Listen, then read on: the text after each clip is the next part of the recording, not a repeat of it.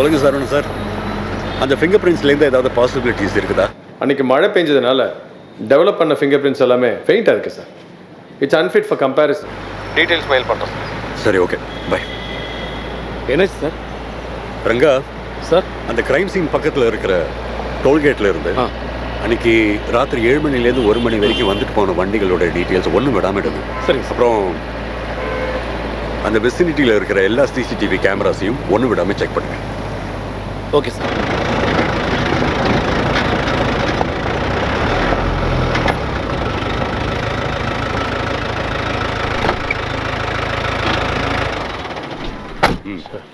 நம்ம துவைல் எல்லாத்தையும் விசாரிச்சிட்டிங்களா?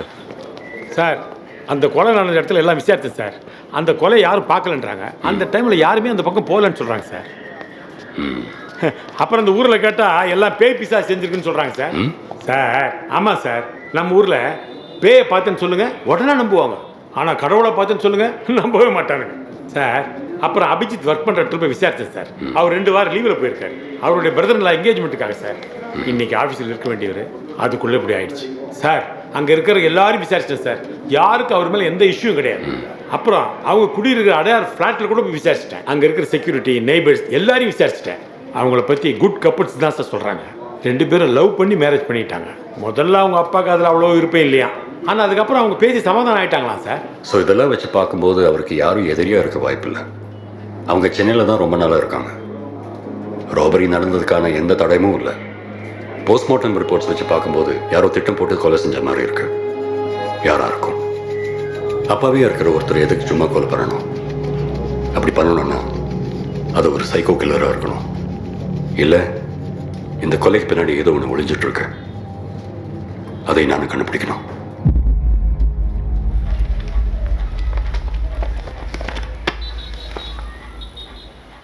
നവീൻ അഭിജിത്തിന് വിളിച്ചത് 12:20 താനേ?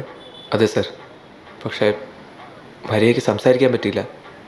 റേഞ്ച് ഇല്ലാത്തതുകൊണ്ട് കോള് കട്ടായിപ്പോയി. ഫ്യൂവൽ പൈപ്പ് ഡാമേജ് ചെയ്തത് കൊണ്ടാണ് വണ്ടി നിൽക്കാനുള്ള സാഹചര്യം ഉണ്ടായത്. ഹെൽപ്പിന് വേണ്ടിയായിരിക്കും അഭിജിത്ത് ലാസ്റ്റ് വിളിച്ച നമ്പർ അലക്സിൻ്റെതായിരുന്നു.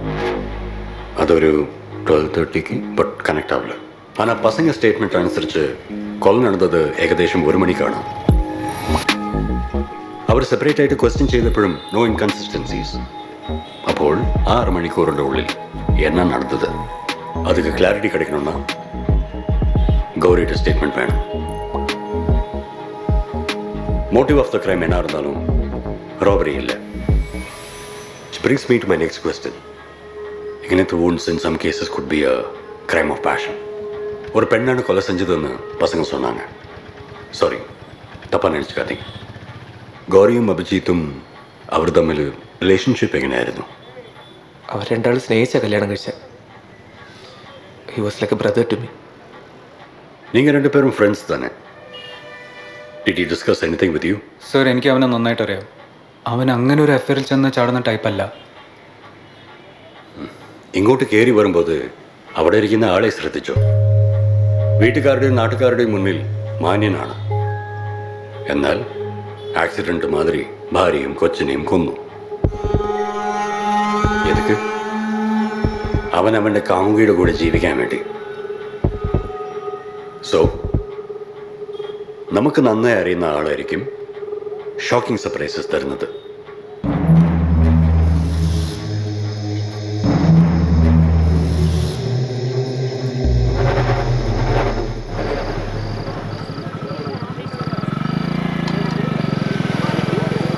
നിനക്ക് കഴിക്കാൻ വല്ലതും വേണോ? ഏയ് വേണ്ട.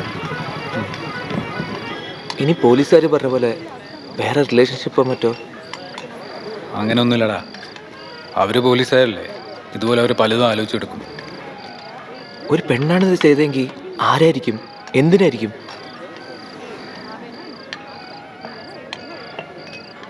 കുറച്ച് ദിവസം മുമ്പ് അബി എന്നോട് പറഞ്ഞു ആരോ അവനെ ഫോളോ ചെയ്യുന്ന പോലെ തോന്നുന്നു. അത് വെറും തോന്നലാണെന്ന് പറഞ്ഞ് ഞാൻ തള്ളിക്കളഞ്ഞു.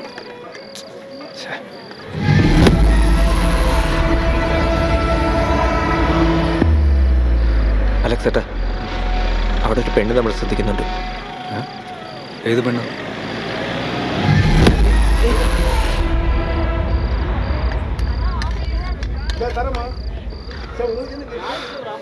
അവിടെ ആരും കാണുന്നില്ലല്ലോ.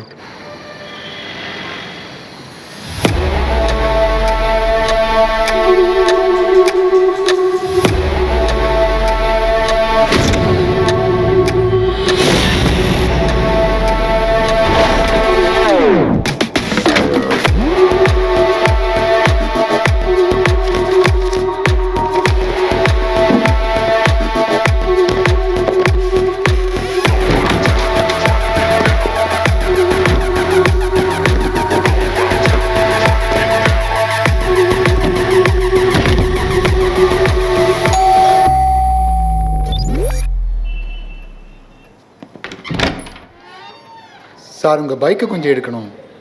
16 நம்பர் ஃப்ளாட்டோட பார்க்கிங்கில் போட்டிருக்கீங்க. ശരി വരാം. சரி.